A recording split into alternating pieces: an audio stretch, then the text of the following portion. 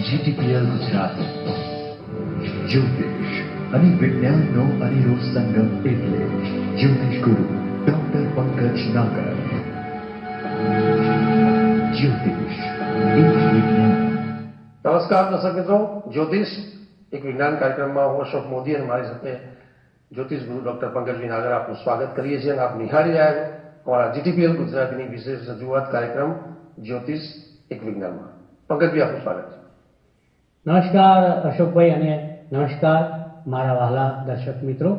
8 વર્ષની પ્રલંબ સળંગ અવિરત જ્યોતિષિક વિજ્ઞાનની યાત્રામાં તમે પણ તહે દિલથી સહભાગી થયા છો. એના માટે તહે દિલથી તમારો આભાર, નતમસ્તક થઈને આભાર. આવો આજે અશોકભાઈના જ્ઞાન ખજાનાની અંદર કઈ લગડી છે એ આપણને હમણાં આપશે અને આપણે એમાં આગળ વધશું. પુનઃ વાત કરીશ કે અમારા સુધી આ શોનો સેવાભાવી સંપર્ક કરવા માટે 98 751 21 794 અને 7600050100 નંબર દ્વારા સંપર્ક કરી શકો છો. મળીએ. બિલકુલ પંકજભાઈ, ખૂબ જ સુંદર તમે વાત કરી અને એની સાથે આપણે વાત કરીશું કે જ્યારે આપણે વર્ષ 2025નું એક પ્રેડિક્શન કર્યું હતું અને એમાં આ વર્ષમાં જ્યારે આપણે વર્ષમાં જે બ્રહ્માંડના મુખ્ય ગ્રહોની વાત કરી હતી કે શનિ, ગુરુ, રાહુને લઈને આપણે એક વર્ષનું જોવાનું રહેશે અને એમાં આપણે રાશિ ભવિષ્યનું બી ખૂબ સુંદર વાત કરી. ત્યારે દર્શક મિત્રો, માર્ચ મહિનાની 29 તારીખે આપણે બ્રહ્માંડનો જે મુખ્ય શનિ મહારાજ આપણે જેને કહીએ છીએ એ 29/3/2025ના રોજ રાત્રે 9:41 એ કુંભ રાશિમાંથી મીન રાશિમાં પરિભ્રમણ કરશે. તો પંકજભાઈ, એની સવિસ્તાર થોડી માહિતી તમારી સાથે લઈશું. એની સાથે જે બીજી બાબતો જે સંકળાયેલી છે એની પણ આપણે 2-3 એપિસોડથી ચર્ચા કરીશું. પણ એક આ મુખ્ય જે આ પરિભ્રમણ છે કુંભથી મીનમાં શનિ એ છે. જો અશોકભાઈ અને દર્શક મિત્રો, શનિ એક ડરનો અહેસાસ, ભયનો માહોલ અને શરીરની અંદર એક ધ્રુજારીપૂર્ણ સિહરણ. ક્યારેક આપણને એવું લાગે કે શનિ જો પનોતી કરશે તો આપણે ક્યાંય ના નહીં રહીએ. શનિ કુંડળીના સૂર્ય ઉપરથી પસાર થશે તો પણ આપણું પનોત નીકળી જશે. આવી કેટલીક ગેરમાન્યતાઓ એક સામાન્ય જનમાનસની અંદર ઘર કરીને બેઠી હોય છે. શનિ કદાચ મની પણ તમને આપી શકે છે. તમે ધારો છો ના કરતા શનિ કદાચ તમારા માટે ફની પણ બની શકે છે. શનિ માટે ઘણી બધી વાતો આ શોની અંદર તમારા માટે હું લઈને આવ્યો છું. અશોકભાઈએ કહ્યું કે કુંભ રાશિમાંથી 29/3/2025ના રોજ રાત્રે 21:41 કુંભમાંથી મીનમાં એનું રાશિયાંતર થશે. પછી એ મીન રાશિમાં ગોચર ભ્રમણની શરૂઆત કરશે. અશોકભાઈ, પહેલા તો આપણે મીન રાશિ અને શનિના સમન્વયને સમજીએ. બિલકુલ બિલકુલ. કે ભાઈ આ મીન રાશિ તો છે એઝ યુ નો કે ગુરુની છે. શનિ અને ગુરુના સંબંધો સંબંધો કહેવાય. સમ એટલે સમાન. ના શનિ ગુરુનો શત્રુ છે, ના ગુરુ શનિનો શત્રુ છે. નથી બંને મિત્રો, નથી બંને શત્રુ, તટસ્થ સંબંધો છે. એવા સમયે આ શનિ જ્યારે ગુરુની રાશિમાં પ્રવેશ કરે ત્યારે સર્વપ્રથમ મારા મનની અંદર એક જબરજસ્ત વાત આવે છે. એઝ યુ નો અશોકભાઈ કે ગુરુ એ ધર્મનો કારક છે. બિલકુલ. જ્યારે શનિ એ આધ્યાત્મવાદનું કારક છે. ધર્મ એ સમૂહ અને મેળાવડાની અંદર થાય છે. જેમ કથા, વાર્તા, સત્યનારાયણની કથા, મહાભારત, ગીતા, રામાયણ, એવી અસંખ્ય એ કથા, વાર્તા, વ્યાખ્યાનો, આ બધું વ્યાસપીઠ ઉપરથી એના પ્રવચન, એનો પ્રચાર પ્રસાર અને સનાતન ધર્મને ફેલાવવાનું કામ જો કરતું હોય તો એ ગુરુ નામનો ગ્રહ છે. બીજી બાજુ આધ્યાત્મવાદ. આધ્યાત્મવાદ ક્યાંથી આવે? શનિમાંથી આવે છે. ધર્મ અને આધ્યાત્મવાદની અંદર મિત્રો સૌથી મોટો ફરક એ છે કે ધર્મને જોઈએ છે સમૂહ, પણ આધ્યાત્મવાદ એ એકલતાનો વિષય છે. આધ્યાત્મવાદ એટલે મેડિટેશન, એક જ જણ કરી શકે. આધ્યાત્મવાદ એટલે એવું ઓકલ્ટ જ્ઞાન કે જે એક જ માણસ મેળવી શકે. આધ્યાત્મવાદ એટલે એક એવું પ્રયોજન જીવનનું કે જેની અંદર સમૂહની જરૂર નથી પડતી, પણ it is called inner development. આંતરિક વિકાસનું જો કોઈ નામ હોય તેનું નામ છે આધ્યાત્મવાદ. તો શનિ છે આધ્યાત્મવાદ, ગુરુ છે ધર્મ. તો શનિ કુંભમાંથી ફરતો ફરતો ફરતો ફરતો મીનમાં જાય, ગુરુની રાશિમાં જાય એટલે આધ્યાત્મવાદની યાત્રા ધર્મ તરફ પ્રવેશે છે. ટ્યુનિંગ ખોટું નથી, બેલેન્સ બરોબર છે, પણ બંને વચ્ચે એક જબરજસ્ત ભેદ છે. એઝ યુ નો અશોકભાઈ, આ શોની અંદર આપણે ઘણી બધી ચર્ચા કરતા હોઈએ, ગુરુ એક્સપાન્શન સાથે જોડાયેલો ગ્રહ છે. બિલકુલ. શનિ સંકોચન સાથે જોડાયેલો છે. એક વિશાળ છે અને એક વસ્તુને સંકોચી અને નાની કરી નાખે છે. શ્રંક કરે છે શનિ, અને ગુરુ એને એક્સપાન્ડ કરે છે.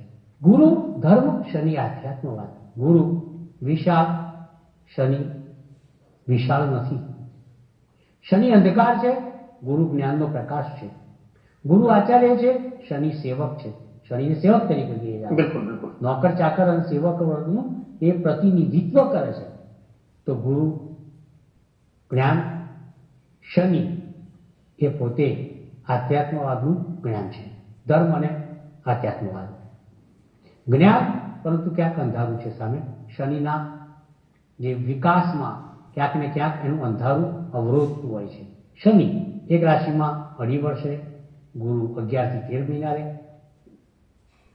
શનિ સ્વભાવે થોડો ક્રૂર છે, એકલતાનો કારક છે, વૃદ્ધાવસ્થાનો કારક છે, કષ્ટ પીડા પનોતીનું સર્જન કરે છે, અને સૂર્ય અને ચંદ્રનો એ શત્રુ છે. ગુરુ સૂર્ય અને ચંદ્રનો મિત્ર છે.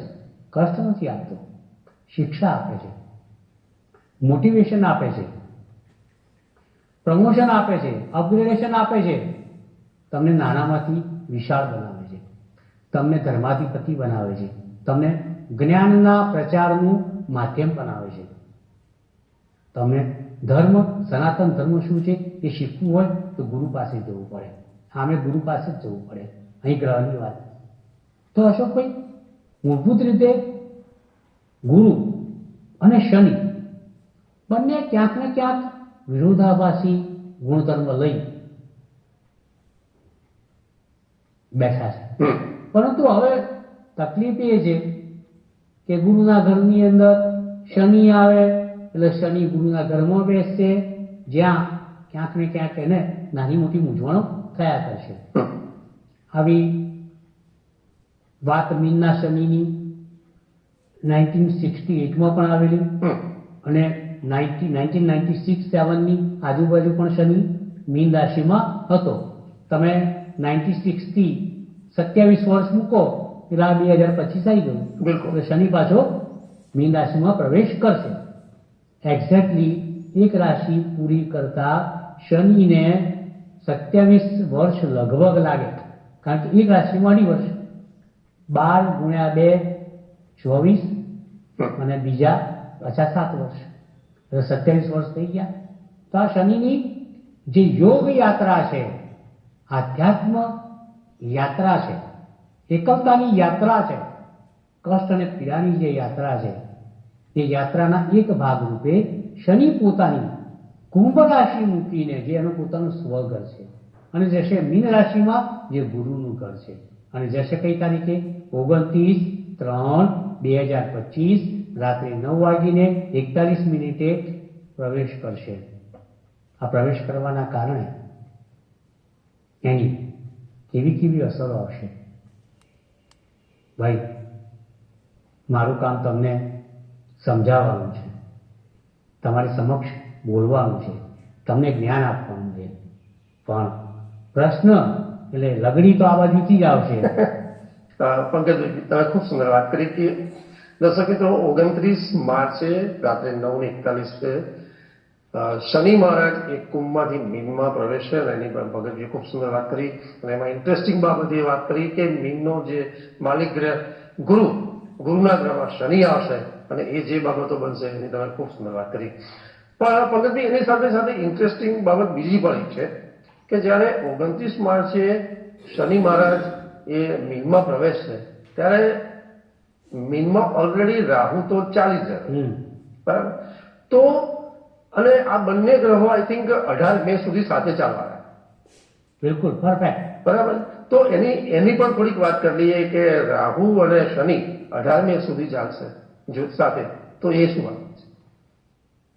આ સમયગાળો તમે વિચારો ને અશોકભાઈ, તો લગભગ 29/3/2025 થી 18 મે 2025, એટલે તમારે 2 દિવસ તો આખા માર્ચના મૂકવા જ પડે. બિલકુલ. 30 દિવસ એપ્રિલના પકડવા પડે, તો 32 અને 18 પહેલા લગભગ 50 દિવસનો હાફ સેન્ચુરીનો માહોલ થયો. બિલકુલ બિલકુલ બરોબર છે.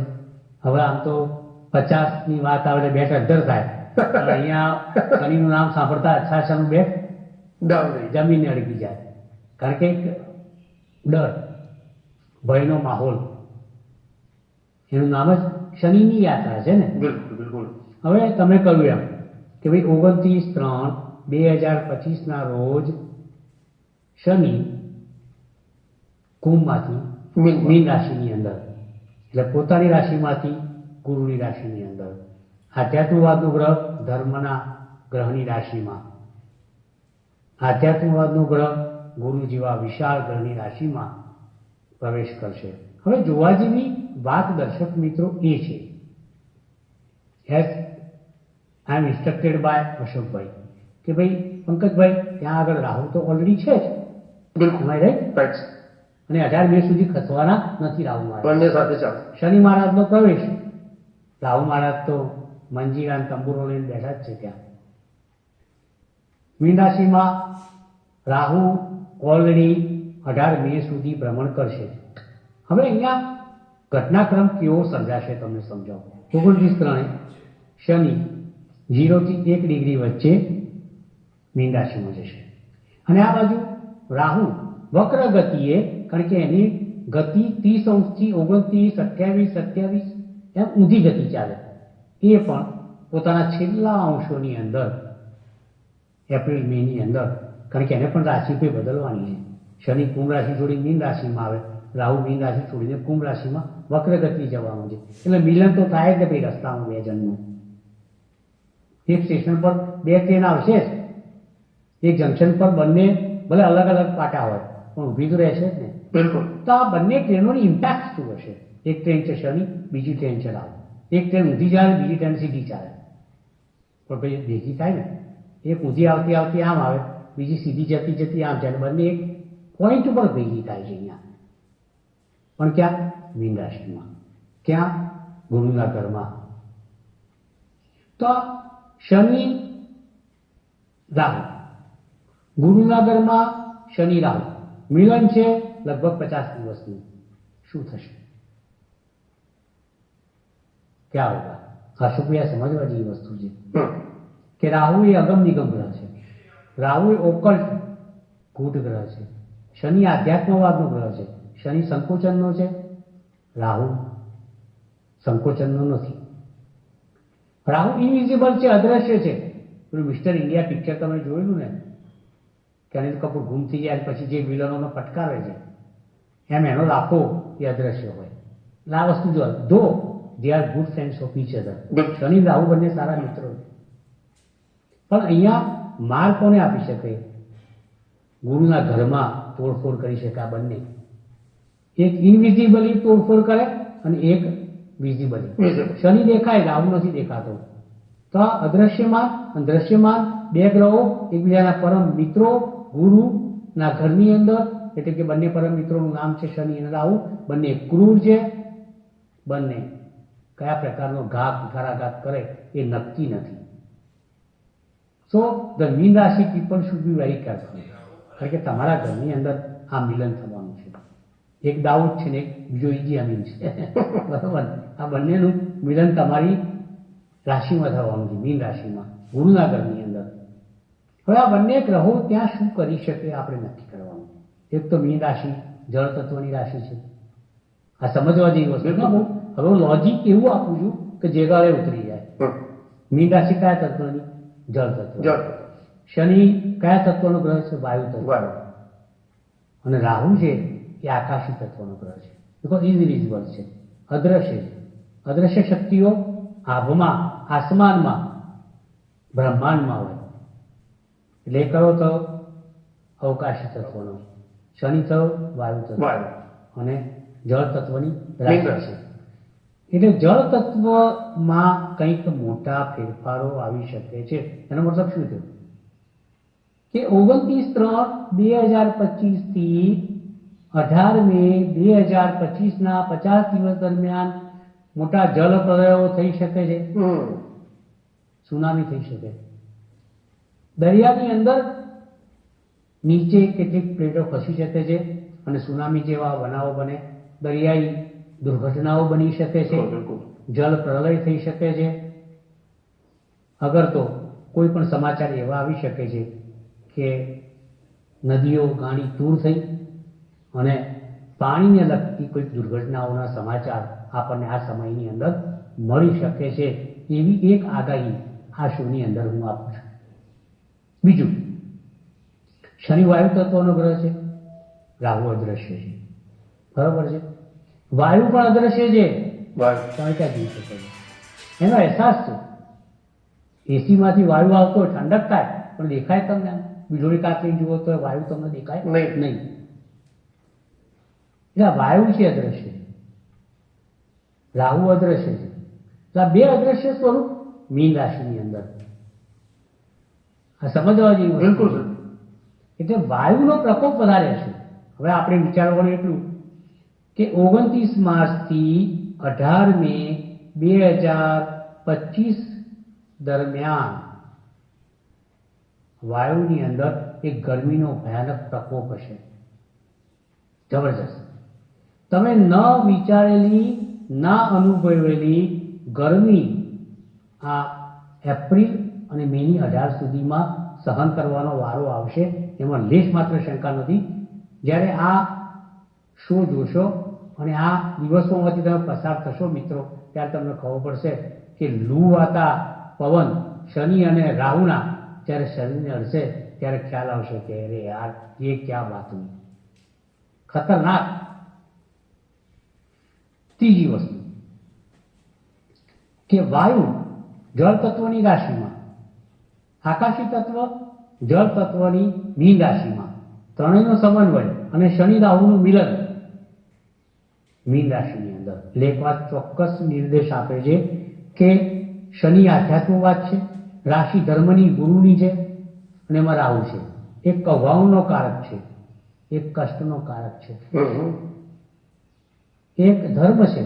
તો નક્કી એવું થાય છે કે 29/3/2025 થી 18 મે 2025 વચ્ચે ધર્મને લઈને કંઈક ધતિંગબાજી, ધર્મને લઈને ક્યાંક કલેશ, ધર્મને લઈને ક્યાંક ધર્મભેદ, ધર્મને લઈને ક્યાંક ક્રુઝેડ, ધર્મ યુદ્ધ જેવું, અને ધર્મને લઈને ક્યાંક ધાર્મિક વડાઓ, પીઠાધિપતિઓ, મઠાધિપતિઓ, ગાદીપતિઓ, મોટા મોટા સંત અને સાધુ એમના વ્યક્તિત્વ ઉપર અને ચારિત્ર ઉપર ક્યાંક કલંકના છાંટા ઉડી શકે છે અને ધર્મને ભ્રષ્ટ કરતા હોય એવો એક અહેસાસ, અનુભવ અને અનુભૂતિ આ 50 દિવસની અંદર થાય તો નવાઈ નહીં. કારણ કે શનિ, the combination of શનિ and Rahu can do anything, and this is part of our story કે ભાઈ આવું પણ થઈ શકે છે. ચોથી વાત કે શનિ લોખંડની ધાતુનો કારક છે,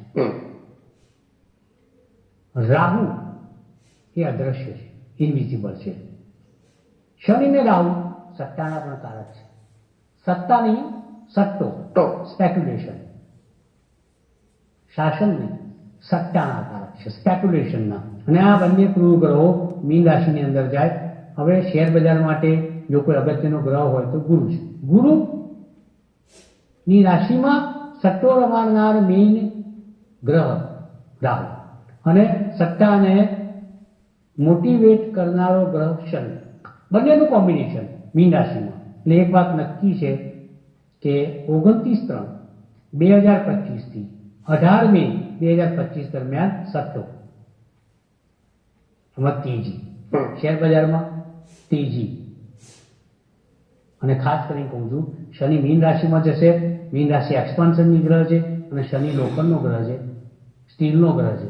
સ્ટીલને લગતી કોઈ પણ કંપનીના શેર. રાહુ એ અગમ નિગમ રોગનો કારક છે, એટલે ફાર્મસીની કંપનીના ગ્રહો.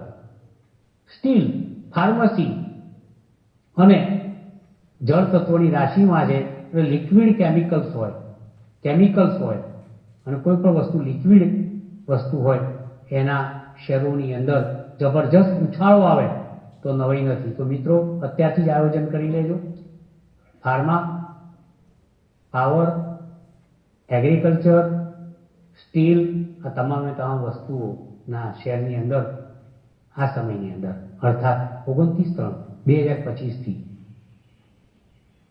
18/5/2025ની વચ્ચે આ ઘટનાઓ બનશે.